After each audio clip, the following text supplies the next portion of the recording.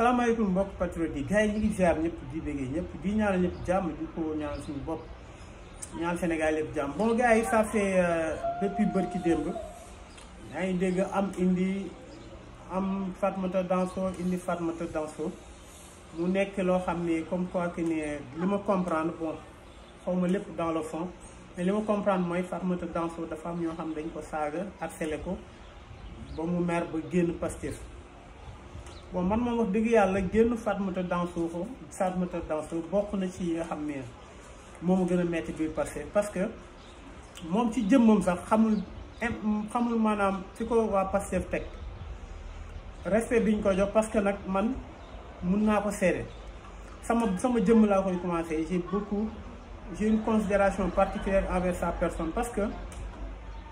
yàlla def na ni les cadres de Pastef ñu bëri xam naa leen ñenn ñi sax su may xarit lañ des fois ñu toog autour d'un café waxtaan te je te dis que toog naa même su dee benn yoon ñu seede la ñu waxtaan des fois gars yi nous arrivons des fois ñu waxtaan ci l'activisme tout ça mais bokk nga ci ñoo xam ni gars yi dañ leen naw parce que sa engagement parce que li ko gën a dëggal mooy démb bi ngay def ak live Kaliphone wax dëgg yàlla en aucun moment kenn gisu la nga saaga kenn gisu la donte fi nga nekkoon environnement bi ak ñu bëri bëggoon nañ sax nga wax nga saaga Ousmane Sonko wala nga wax leen parce que nag nit ñi des fois dañuy bëgg moroom mais yow yaa ëpp loolu tu as de la hauteur man xam naa loolu j'ai vu ça en toi te li ngay xeex dara lalu ko kenn nekkul sa ginnaaw xam naa ni pour bëgg Ousmane Sonko parce que si say wax entre les lignes man dama koy sentir kon ça dit que ma jël parenthèse wax mbokk patriote yi il faut ñu gën a respecter Fatmata Danso te Fatmata Danso mu xam ni man de 2015 à 2019 man informaticien la maanaam software hardware yàlla am na lu ma ci may wax dëgg yàlla y a plus de 2 millions de faux comptes yoo xam ne mi ngi pulluler dans les réseaux sociaux muy Facebook muy Telegram muy WhatsApp muy fépp foo mën a dem te il faut que yow nga xam ni suñu yaay maanaam sa yaay sa waajur bu jigéen bon suñu yaay lañ koy wooye parce que considération bi ma am ci yow c'est pour cela je l'appelle comme ça moom su fekkee yow comprendre moom mënul comprendre parce que tey moom su gisee yow nga mer nga wax ni dañ la saaga moom des fois am na ñoo xam ne tamit dugal nañ ko ci noppam moom day xolam day am xolu sax parce que day am lu ko metti parce que doomam mi ngi xeex muy gis mi ngi xeex ñu saaga ko mais Fatmata dama lay wax leen bis boo yaakaaree ni ñun saaga wuñ ñu wala Akon ña saaga wuñ ko wala Nit Dof saaga wuñ ko wala Ndongo Diop saaga wuñ ko wala Issa Diène wala keneen damay suma limee damay juum yaa ngi nax sa bopp man chaque jour je reçois mun naa ni presque une dizaine d'insultes wala nga recevoir des menaces xam nga tey yàlla dimbal leen yow yaa ngi fële ñun actuellement ñi ngi Sénégal maanaam dañoo ñibbi Sénégal toog waxuma sax saaga yi lay saaga aux alentours les faux comptes di la saaga di affecter même ta propre famille mais menace bi nga xam ne nos ennemis ñu ngi la koy menacer des fois ils te disent que yow sa dossier léegi mu pare mais et sans compter par notre détermination que amuñ lu ñuy ragal parce que nag si nii la ñuy dox jub kocc bul yaakaar ni yow rek la ñuy saaga Fatmata Danso te da nga war a comprendre ni Pastef lan lay gañe nga génn biir Pastef nga génn biir Pastef kan lay profité ak kan moo ciy gañe pour man tu es très engagé mais benn instant da nga jiital sa maanaam sa émotion gis nga affaire bi du sax xel kese mais esprit la philosophie de Pastef c'est un esprit bi d'abord mooy le sentiment de famille maanaam nga xam ni Pastef ñi ci nekk dañoo bëggante comme ay mag ak rax te loolu xam naa ci dara tey ñun dañoo gëm ni man dama gëm ni te pour ne pas dire que Ousmane Tounkara mi ñu koy wax leer na ma parce que Ousmane Tounkara dem bëggula woon wax ay muy fo muy dem droit parce que yow yaa senti offensé bëggula woon di ci xuus mais Ousmane Tounkara xam na ñuy saaga man ñiy saaga ñi jàkkaarloog ñun mooy les ennemis du Pastef les ennemis du projet nga xam ne arrangé wu leen te xeebuñu kenn man duma ni da nga am comme li may wax rek du ma ni tu es indispensable mais sa nekk biir Pastef am na lu muy jariñ lu bëri te ñëpp xam nañ ko te amul benn patriote bu am jalousie si yow wala dara mais lan la ñuy am jalousie si yéen wala lan ngeen am jalousie si man parce que tey gisuñu fi lenn loo xam ni personne ne gagne rien sinon yaay perte ñooy jël suñu xaalis di ko def ci Pastef ñooy jël suñu xaalis ay nit du ñu woo yaakaar na ñun ñoo leen tane diis ñu seen soxla yenn suñu mënee ñu def ko yenn suñu mënul ñu xam ne mënuñu kon ça dit que kenn amul lu muy gagné te kenn amu fi loo xam ni nit ñi da leen jaaxal Ousmane Tounkara maa ngi dégg mu koy wax naan 2000 da ngay gis ñeen ngi foofu da ngeen am $2000 par semaine bon je dis que loolu xaalis déjà mais ak loo mënti am foofu ak nit ñi lu ñu mënti sonn fii amul lenn loo xam ni jaaxal nañu te amul lenn loo xam ni ñun dañ koy def pour bëgg kenn koo xam ne day défendre Ousmane Sonko di ci am lu koy metti te man gëm naa ni dangaa comprendre mais soo comprendre woon même sa maman wala suñu yaay yu baax ji di nga ko gën a comprendre di nga ko gën a expliquer mu xam nga expliquer sa entourage bi ñii saaga dëgg-dëgg c'est des faux comptes du waa Pastef man dañ may saaga nit dox soo ko woowoon léegi dina li saaga nañ ko mais comprendre na Issa Diène comprendre na tey je dis que dañ la saaga mu metti la man je dis que maa ngi la ciy jéggalu ñëpp maa ngi jéggalu au nom de tout le monde parce que saaga fu mu mënti jóge neexul man je te dis que ma raconté la que Kaliphone man lan laa ko def ba mu saaga ma ndey parce que démb gis naa ko majeure partie du temps live mi ngi naan bàyyi ñuy saaga ndey kii saaga mais moom lan laa ko def moom ba mu saaga man saaga mu ko ndey kon ñi saaga ndey man pour man boole naa ko ci franchement dama wax suma xalaat mu message mu def post sama Facebook mu saaga ma ndey 2 fois gars yi screenshot yónnee moo ko ma dugg gis ko mais screenshot ko téye ko bàyyi ko foofu supprimer message screenshot page bi ma demaat sama YouTube mu saagawaat ma fa ay ndey saaga ndey yoo xam ni su ma leen ko liiroon da ngeen naan c'est pas possible bon si saaga mu metti ma mais ay ree jàpp ma ne kii peut-être su ma saagaa peut-être daa sori amaana yaakaar naa ne suñu jàkkaarloo woon yaakaar naa bon mun nañ jàkkaarloo mu saaga mais yaakaar naa ne suñu jàkkaarloo du ma saaga parce que góomu ko mais dama wax benn affaire sama bopp ma ne te conseil boobu dama la koy joxaale ma ne la meilleure façon de combattre un insulteur c'est de ne jamais être comme lui maanaam anam bi gën a baax pour nga xeex ak koo xam ne da lay saaga ndey mooy nga bañ a mel ni moom parce que mënuma comprendre nga ne say waajur dañoo génn àdduna nga xam li ci nekk nga ñëw jàkkaar nit jël nit di ko saaga ay ndey yàlla leen yàlla xare àjjana pour ku génn àdduna mais lan la Ousmane Sonko def ba nga taxaw di ko saaga ndey yaayam di ko dégg moom mu koy dégg te xamoo ne ndax peut-être sa engagement amoon na fenn fu mu ko toll c'est-à-dire que gis nga mbir mi du ay nga toog ñu lay woo ay appel du ay nga toog ñu lay message xam nga mbir mi lan la nga am esprit nit loo mënti mel ci àdduna xoolal ubbil télévision 8 millions de personnes di la seetaan si tu n'as pas l'esprit amoo esprit la philosophie l'idéologie des idées à laquelle tu es prêt à donner ta vie dañuy dem rek nañ dem nag di ngeen comprendre lu bëri di nga dem ba benn instant yow da ngay hermétiser sa bopp da nga naan li ma doon wax yëpp ak nit ñi li ñu ma doon wooye alamul parce que yàlla gëmul nelawul munoo nit lu mu la wax nga saaga ko ndey ba pare di conseiller nit ne ko ku la saaga bàyyi ko lu ma la def nga saaga ma ndey ba pare ci conseil à Fatoumata Danso ku la saaga bàyyi pourtant musuma la saaga ndey man kenn musu ko dégg musuma saaga ndey nit moo ko def tey Ousmane Sonko nga saaga ko ndey te defu la waxu la parce que keneen saaga nga da ngay saaga Ousmane Sonko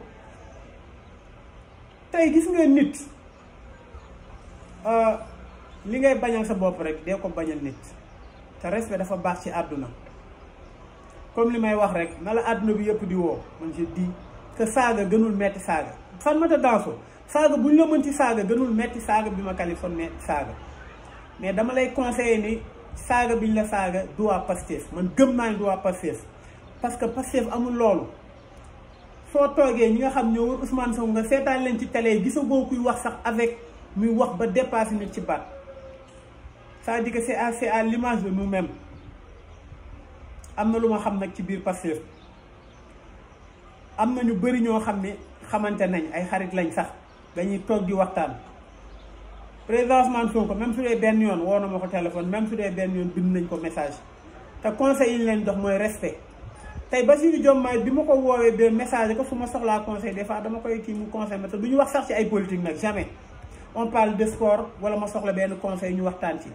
bi ma ko nee man de benn sëriñ bu mag damaa woo bëkk néegam boo ma jox ma ko ne ma wuyu sëñ bi mu woo ma ne ma kooku Jim Ndiaye ma ne ko waaw mu ne ma na nga jàpp ni ñi ngi lay seetaan bu baax te nit ñi ñaanalee Ousmane Sonko noonu lañ lay ñaanalee Bassirou Diomaye xam lu ma wax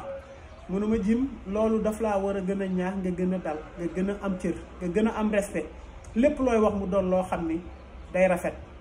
comme nit dem na ba woola te mi ngi lay dégg am na ñoo xam ne ñoo la mag fopp di lay déglu kon na nga gën a am yar gën a xam li ngay wax te li ngay wax nga teg ko ci dëgg te lépp looy wax mu ànd ak kàllaama boo xam bu am taalibe la conseil boobu la ma jox lu ko gën a rafet c'est à l'image de Bassirou Diomaye wala keneen ak keneen. kon pour wax la rek Fatoumata Danso considération bi la Pastef jox ça souffre d'aucune comparaison man leer na ma ne ñu bëri ñi ngi toog di ci profité naan waa génnal jàppal baal mais ñooñu ne crois pas que loolooy Pastef man xam naa waa Pastef xam naa ay groupe yu ma bokk leen lan lañ ci waxtaan démb ñëpp dañoo am leen metti parce que xam nañ ni comprendre te war nga comprendre même sa famille ñu comprendre ni mbir mi du loolu y a plus de 2 millions de comptes fictifs ba compte yoo xam ne ay faux compte lañ kon dama lay wax ni rek franchement kenn du la ni non da nga war a ñëwaat parce que man fi ma toog démb seetaan naa live en aucun moment dépassé woo en aucun moment waxoo loo xam ni day tax day écorner président Ousmane Sonko ak Pastef saa su nekk yaa ngi wax ci projet bi Ousmane Sonko li mu indi yaa ngi koy wax donte mer nga te loolu franchement dañ la ciy sant di la gërëm grand Ousmane Tounkara wax na la ko moom comprendre na kon c'est-à-dire que mun nga toog jël recul nga xalaat mais je demande à tout ñi nga xam ni man boog ñi nga xam ni man gëwuma affaire followers man li ma gëm affaire famille la soxlawu ma man ku ma follow man soxlawu ma ku ma fan wala dara I don't need that shit man soxlawu ma loolu li ma bëgg mooy que l'on soit entre famille man je reçois tellement d'appels par jour nit ñi may woo je préfère pas di leen may def sax ci jë mais damay wax ak ñoom en privé ñu waxtaan ma wax leen li ma xalaat ñu wax ma li ñu xalaat ñu may conseiller ma kon saa ji nga xam naa nit ñi fi ñu la teg démb mi ma fekk te li may dawal j'ai reçu des appels ñu envoyé ma vidéo yi mais yàlla xam ne ba léegi seetaanu ma ko parce que dama ni bugguma ko sax seetaan di ci gis loo xam ne dama ci am déception mais bi ma seetaanee démb sa live ak Kaliphone ma gën a dëggalaat ni kii daf ko dëggu la li muy nekk dëgg la ci moom léegi nag dama lay jox benn conseil mooy ak lu mu metti gis nga idéologie bi nga am te ñu pas Pastef yépp xam ne dëgg la ci yow donte yaay su fekkee dana bàyyil da nga war a bàyyi waaye jëm kaa xamal di xew te idéologie bi nga am bu ci xajal xarit parce que c'est des idées à laquelle tu es prêt à donner ta vie combat bi Ousmane Tounkara doon wax tey dem mi ngi la ko doon junj ne la Aline Sitoé Diatta loolu tu dois être un acteur un vecteur même de ce combat de ce credo loolu bu ci xajal xarit parce que nag bëri na ñoo xam ne tey suñu sañoon da ngay génn di saaga ay ndey mais nga am retenu démb loolu laa moo ma gën a marqué si durant live parce que man nag damay seetaan lépp li ma lay wax rek su ma amee jot su fekkee dafa am lenn lu xew je prends le soin ma xool te franchement dama lay waxaat je le réitère ñu la respecté ñoo nekk biir Pastef jëlal recul nga xoolaat mais xamal ni combat boo nekk ñi ngi sa ginnaaw te dañ la ci jàppale amul kenn kuy am jalousie amul lan la ñuy jalousie lan parce que kee ngi fële fii ñi Sénégal majeure partie bi ñëpp dañoo tukki ba ñëw toog Ousmane Tounkara mi ngi koy wax nee na foofu soo xoolee salaire député sax gars yi ñi seen salaire sax moo salaire député mais damay wax ni $2000 par semaine sax du xaalis parce que gis nañ fii ñoo xam ne il gagne des millions par semaine kon loolu c'est pas l'idée mooy Pastef dañ la respecté Pastef dañ ci am cër toogal nga jël recul nga xalaataat avec le temps di nga comprendre mais li ma lay conseiller mooy garde les pieds sur terre bu la nit ñi woo ba nga yaakaar ni tey méfi nga bu la nit ñi message ba nga yaakaar ni yow yaa yor buzz bi ku mu mënti doon tu dois avoir les pieds sur terre su fekkoon loolu kese la kon Macky Sall liñ koy woo kenn xamu ko ci àdduna te moom xam na ni il est impopulaire kon c'est-à-dire que li am solo ñun li ñuy intéressé si ñun du say nombre de live wala loolu xam naa ni peut-être man mii bon les gens me connaissent pas comme niñ la xamee man daanaka xamuñu ma aw ma porté su ma waxee peut-être quelques nit ñoo koy saytaan daanaka mais baax na amul problème mais yow porté bi nga am ak Pastef fi ñu la teg looloo am solo ak sa dëggu bi ñu xam ne dëggu nga ci parce que démb da nga ko wonewaat beneen bi mooy Ousmane Tounkara démb mi ngi koy wax dama ciy tontuwaale rek mu ne au sein de Pastef y a des jalousies amul jalousie grand Ousmane Tounkara peut-être émotion moo taxoon nga wax loolu mais man xam naa biir Pastef l'exemple mooy bi nga xeexee sa dëkk di xeexal sa dëkk ba gouvernement gis yow dañ laa war a fexeel ñu ne li ñu defoon Assane Diouf du amaat mais fépp fu waa Pastef nekk nelawul fépp fu membre Pastef nekk biir États-Unis dafa converger vers le tribunal gars yi xeex ko par tous les moyens ba nga génn ci jàmm nga continuer sa combat c'est-à-dire que foofu jalousie mënu fay amul lenn lu ñuy jalousie parce que gisuñu fi lu ñu jaaxal du alal du oto du dara du kër du dara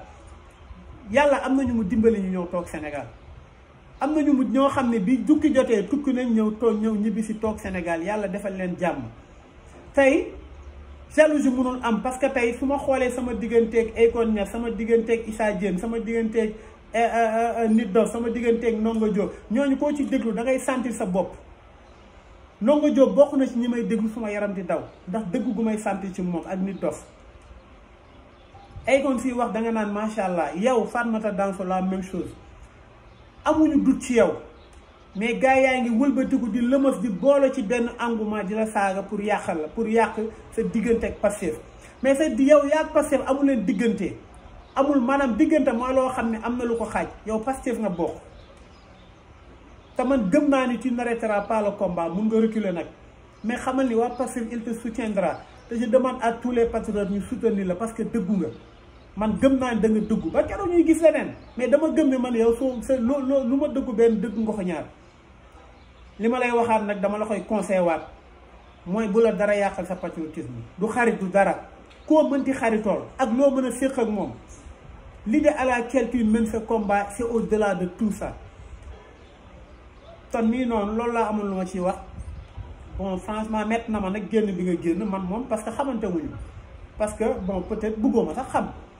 parce que comme li may wax rek man maa gën a yées si ñi nga xam ne ñi ngi analyse peut-être porte bi ngeen am amuñu ko peut-être su ma doon live du ma am 2 personnes gëm naa xam naa loolu mais li am solo rek mooy li ñu nekk nañ ci nekk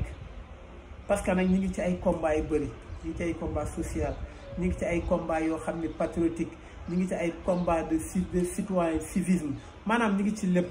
vidéo bi moom mujj ci li ñuy def kon gars yi ñi ngi ziar ñëpp di bëggee ñëpp di ñaanal ñëpp jàmm di ñaan waa Pastef ñu gën a xam ne gars yi li ñu seen stratégie mooy ñu jaxase ñu suñu biir suñu saaga Fatoumatta Danso ba mu génn ñu ñëw saaga Jim Ndiaye mais Fatoumatta Danso xamal ni gars yi yëpp ku la ciy waxal liñ koy wax ak liñ koy menacé da ngay dar sa gémmiñ ñu lay saaga du waa Pastef je te le dis et je le confirme parce que xam naa dara ci ordinateur bu baax mun naa maîtriser les données ñi lay saaga c'est des faux comptes c'est ça perte plus de 2 millions ñoo xam ne gars yi dañ leen teg ñuy liggéey loolu seen stratégie la bokk mais stratégie boobu du jàll parce que soo toogee yow Fatoumatta Danso soo comprendre rek sa famille yëpp comprendre ñi ngi sa ginnaaw nag te franchement ñi ngi lay baalaax au nom de tous yi nga xam ne ñi ngi lay saaga te sax xamuñu ñun duñu waa Pastef di la ñaanal jàmm di ko ñaanal sa waajur bu jigéen yàlla bàyyi ko fi te dëgëral ay cëram franchement di la wax nga gën a taxawaat nga gën a dëgëraat te xam ni nous sommes de tout cœur avec toi te di la ñaanal jàmm di ko ñaanal sa njaboot yëpp gars yi ñu ngi ziar ñëpp di bëggee ñëpp wasalaam